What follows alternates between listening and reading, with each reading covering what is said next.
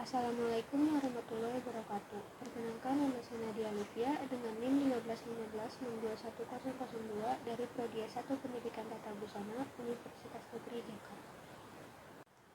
Di sini saya akan mempresentasikan dua materi sejarah perkembangan mode untuk nilai UTS. Dua materi yang akan dibahas adalah pakaian prasejarah dan pakaian Bizantium.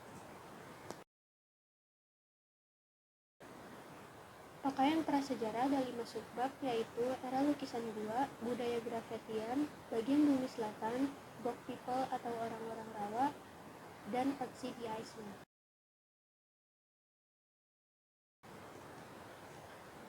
Era lukisan gua.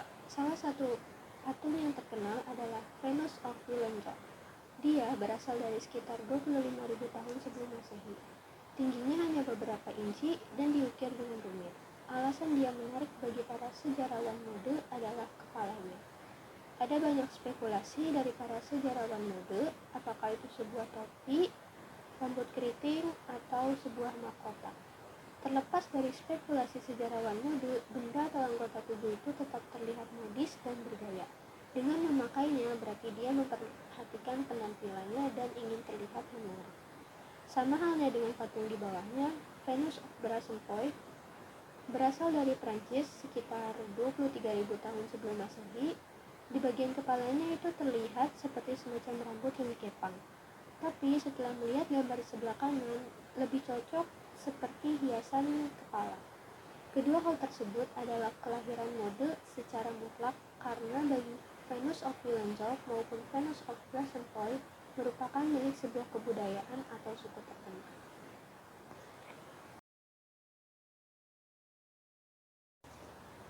Budaya Gravettian adalah budaya yang berasal dari Eropa Utara sekitar 35.000 tahun sebelum Masehi hingga 22.000 tahun sebelum Masehi. Berdasarkan jasad yang ditemukan, pria ini dikenal sebagai seorang pangeran. Ada putih-putih kecil yang berserakan di sekitar tulangnya. Benda itu adalah cangkang dan gigi. Cangkang dan gigi ini ditemukan dengan bentuk yang berbaris dan memiliki lubang kecil di tengahnya. Berdasarkan penemuan tersebut, para arkeolog berasumsi kalau cangkang dan gigi yang berserakan itu dijahit ke baju atau tunik, celana, dan sepatu botnya. Cangkang dan gigi ini dijadikan sebagai hiasan di baju gitu. Kemudian juga bisa dilihat penutup kepalanya yang sepenuhnya terbuat dari cangkang dan gigi. Kenapa orang-orang zaman dulu melakukan hal ini, padahal kan buang-buang waktu banget ya? Alasannya itu karena mereka ingin terlihat bagus, mereka itu sadar akan penampilan mereka.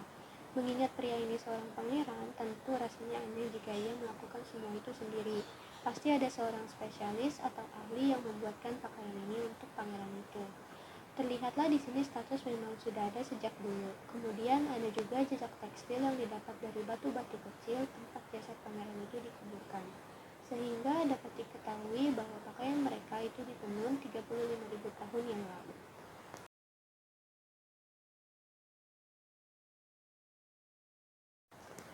Sekarang beralih ke bagian bumi selatan di era Neolitik dan Paleolitik. Pada masa ini iklimnya itu lebih hangat, jadi jangan kaget kalau misalnya nanti pakaiannya itu terbuka dan tidak tebal.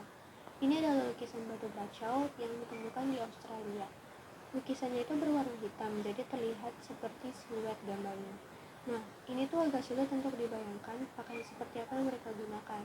Tapi dengan bantuan dari pakaian bagian Afrika Selatan, yaitu suku Dogon yang dijadikan sebagai referensi, akhirnya para sejarawan muda itu bisa membuat gambaran atau bayangan pakaian yang dipakai manusia di belahan bumi selatan pada era Paleolitik dan Neolitik. Coba lihat, itu ada di gambar sebelah kanannya. Nah, dilihat-lihat juga mirip dengan pakaian tradisional Papua.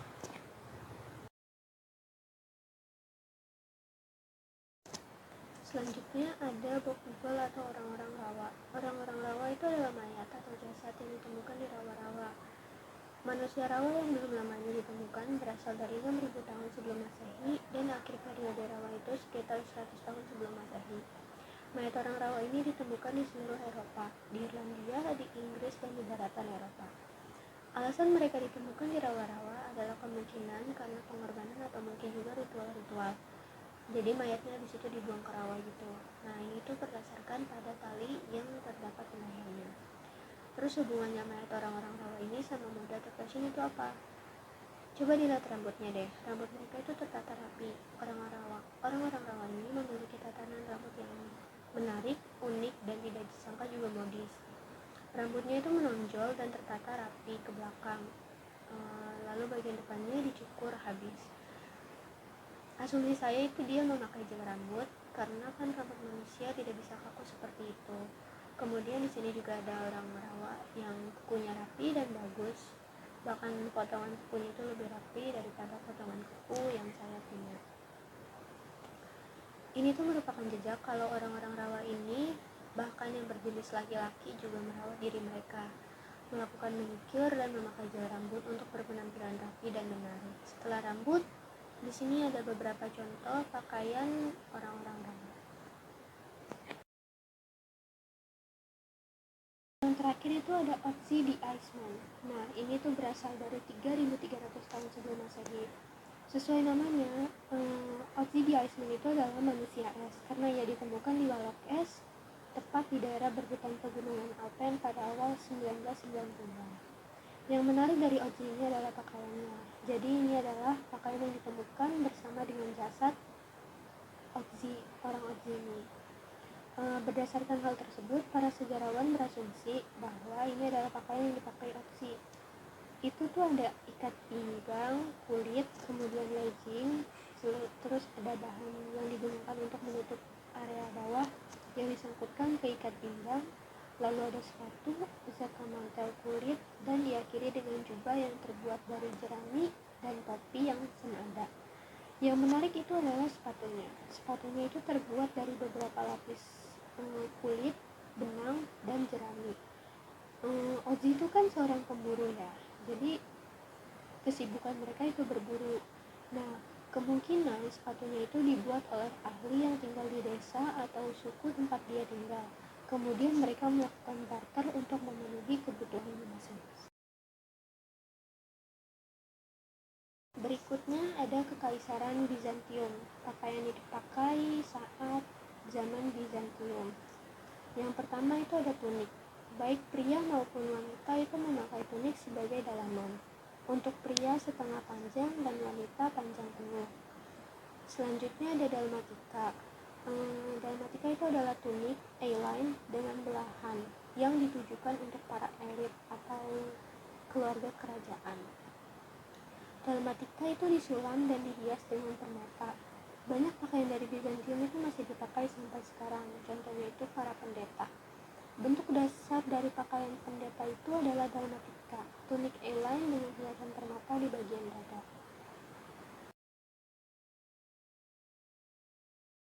Kemudian ada pala dan stela yang terbuat dari tekstil mewah berwarna-warni yang disulam dan terkadang berhiaskan berlian. Pala itu yang warna merah, yang stela warna hijau. Selanjutnya itu ada superhumeral. Superhumeral itu adalah kerah yang digunakan oleh keluarga kerajaan. Jadi itu tuh adalah kerah permata besar yang dikenakan oleh kedua jenis kelamin. Lalu ada mahkota yang disebut loros atau pallium. Pada pallium wanita ada untayan mutiara dan permata yang tergantung di depannya. Keluarga kekaisaran mengenakan mahkota berhiaskan permata. Mahkota permaisuri itu memakai untayan mutiara panjang yang digantung 2 atau 3 baris di depan, seperti gambar. Nah, kostum Bizantium ini itu benar-benar digunakan sebagai status di sini. Terlihat jelas perbedaan antara orang yang kaya dan yang masyarakat biasa. Konstantinopel, Bizantium itu ada di Turki yang merupakan titik pertemuan antara timur dan barat. Tapi sejauh ini pakaian Bizantium itu lebih banyak terinspirasi dari timur.